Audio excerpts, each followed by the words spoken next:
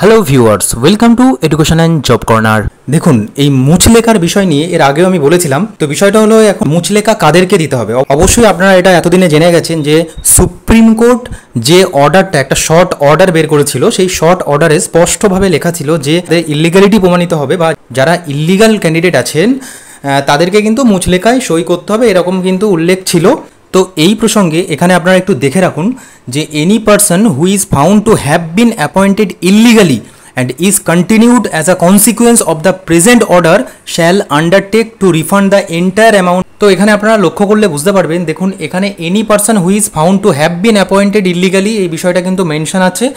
এবং আপনারা আজকের প্রকাশিত খবরটার সঙ্গে যদি আপনারা রিলেট করেন তাহলে বুঝতে পারবেন বিষয়টি। অযোগ্য শিক্ষকদের মুচলেখা নিয়ে নির্দেশিকা শীঘ্রই, এই বিষয়টি দেখে আপনারা বুঝতেই পারছেন যে মানে কোর্টের অর্ডারে যেটা মেনশন ছিল সেই বিষয়টির সঙ্গে এই খবরটি মিলে যাচ্ছে। এবং এখানে দেখুন যে সুপ্রিম কোর্টের নির্দেশ মেনে তথাকথিত অযোগ্য শিক্ষকদের মুচলেখা নেবে শিক্ষা দপ্তর।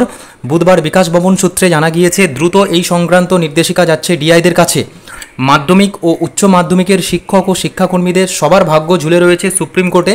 তারা আপাতত কাজে যোগ দেবেন এই মুচলেখার ভিত্তিতে। তো বিষয়টি হলো যে এখানে আবার আরেকটি বিষয় উল্লেখ আছে, তারা আপাতত কাজে যোগ দেবেন এই মুচলেখার ভিত্তিতে। তো বিষয়টি এখানে টেন্টেড নন টেন্টেড ক্যান্ডিডেটদের বিষয়টি নিয়ে আবার কিন্তু এই লেখাটার মধ্যে গুলিয়ে দেওয়া হলো। আবার কিন্তু ওপরে এক্ষুনি যেটা দেখলেন আপনারা, সেখানে কিন্তু আবার টেন্টেড ক্যান্ডিডেটদের কথা উল্লেখ আছে। তো গরমের ছুটির পর স্কুল খুলেছে, এবার সেই মুচলেখা স্কুলগুলির মাধ্যমে নিতে শুরু করবে দপ্তর। এই সংক্রান্ত নির্দিষ্ট ফরম্যাটও তৈরি করা হচ্ছে।